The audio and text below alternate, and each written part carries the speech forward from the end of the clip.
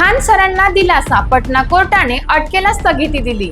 देशातील कोट्यवधी विद्यार्थ्यांचे लाडके शिक्षक आणि यूट्यूबवर फैजल खान उर्फ खान सर यांना पटना जिल्हा न्यायालयाने मोठा दिलासा दिला आहे।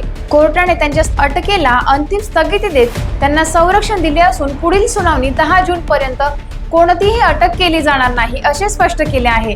हे प्रकरण नेमकं काय आहे?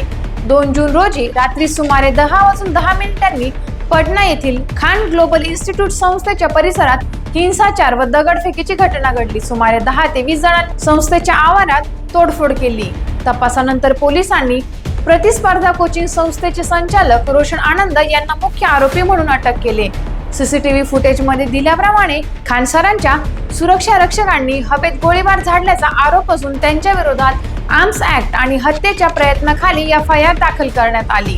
खान सर हे भारतातील सर्वात प्रभावशाली शिक्षकांपैकी एक असून त्यांना YouTube चॅनलवर तब्बल 2.5 कोटींहून अधिक सदस्य आहेत। स्पर्धा परीक्षांची तयारी करणाऱ्या लाखो विद्यार्थ्यांसाठी ते आशेचा किरण आहेत। या घटनेमुळे त्यांचे चाहते चिंताग्रस्त झाले होते, मात्र न्यायालयाच्या निर्णयाने त्यांना दिलासा मिळाला आहे।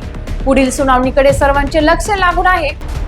त्यानंतर घेतलेल्या लाईव्ह क्लासमध्ये खान सर म्हणाले, मैंने पूरी जिंदगी बच्चों को पढ़ाने में लगा दी, लेकिन आज मुझे हिंदू मुस्लिम में बांटा जा रहा है, असं म्हणत खान सर भावुक झाले।